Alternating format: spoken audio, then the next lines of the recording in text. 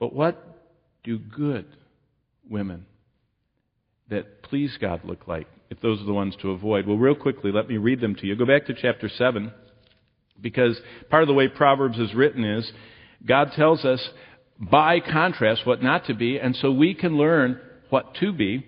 And first of all, good girls and women look and act like this. A godly and spiritually mature woman will seek to be modest in their dress. It says in Proverbs 17 that the woman that came to meet him dressed like a prostitute with crafty intent in Proverbs 7:10 is negative. So that means the exact opposite would be true of the mature and godly woman.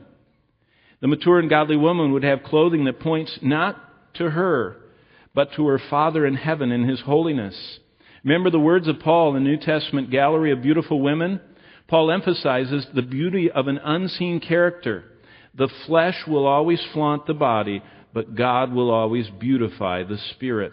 Remember, Paul wrote to the biggest and most zealously spiritual church of the first century these words, and I read them to you last time, 1 Timothy 2:9. Paul says, I also want the women to dress modestly, with decency, propriety, not with braided hair or gold or pearls or expensive clothes, but that which characterizes a godly woman. The ungodly woman, Proverbs 7:10, is a woman who is aggressive and is immodest and who has evil intentions. The godly woman, on the other hand, is modest in her dress. She is decent, has propriety, and pleases God. Look at verse 11. Because godly, and this is Proverbs 7:11, godly and spiritually mature women seek to be gentle and quiet in their personality. You see, God says, beware of and avoid at all costs, verse 11. She is loud and defiant, and her feet never stay at home. She's restless. She is unsubmissive. She is unrestrained in her ability to communicate. She is loud and defiant and restlessly never at home. In fact, Proverbs 9:13 says, the woman of folly, in verse 13, is loud. She's undisciplined. She is without knowledge. Godly and spiritually mature women seek to be gentle and quiet in their personalities. Did you know Jesus said that? Matthew 11:28 through 30. Jesus said, for I am meek and lowly in heart. Jesus was characterized by a quietness.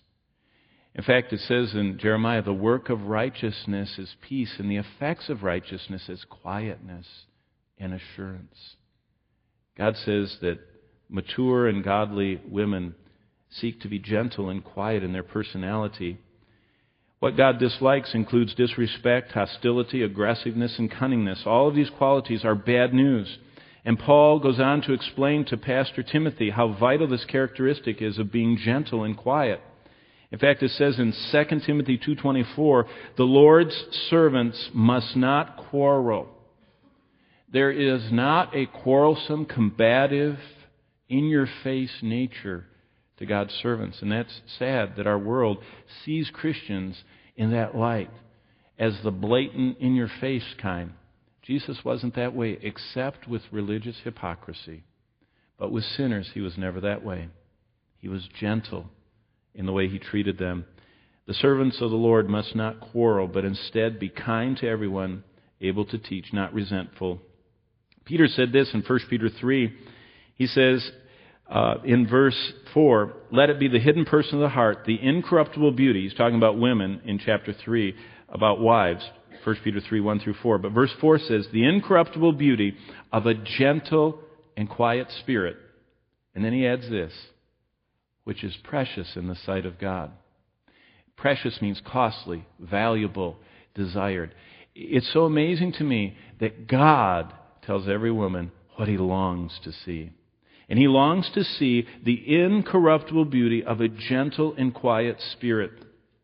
Godly and spiritually mature women seek to be gentle and quiet in their personality.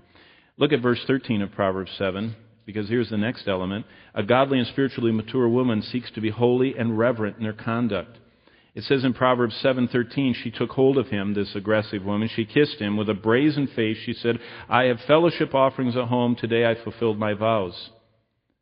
She's the wicked, evil woman. She does not have a holy reverence in her conduct. Her life is not restrained by God. She has her religious side. You notice it says, I have my fellowship offerings, I fulfilled my vows, verse 14. But that's a contrast to the godly woman. She fears the Lord. She seeks His well done over the approval of anyone else on earth. Her fear of God makes her aware of the future. That she is going to answer for her life. She's going to answer for what she did with her body. And she wants so much to be modest in dress, gentle and quiet in her personality, and holy and reverent in her conduct. She knows the consequence of her choices, and a godly woman avoids any present situation that would be destructive to her future usefulness for God. And that's a quality in her life. 1 Corinthians 6, 19 and 20 says, Do you not know your body is the temple of the Holy Spirit?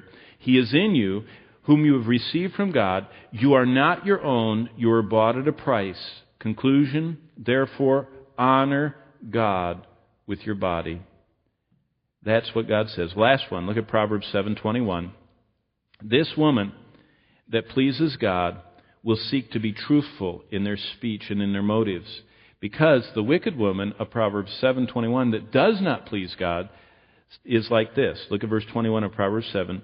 With her enticing speech, she caused him to yield. With her flattering lips, she seduced him. Immediately he went after her as an ox goes to the slaughter, as a fool to correction of the stocks. Verse 23, till an arrow struck his liver. As a bird hastens to the snare, he did not know it would cost his life. You see, this woman was not truthful in her speech and motives. God says a godly woman is truthful in her speech and motives. Well, what are the absolutes that God says? He says, I want women. I want women to reflect the Proverbs 31 type, that are modest, that are truthful, that are honest, that are restrained, and they have a gentle and quiet spirit.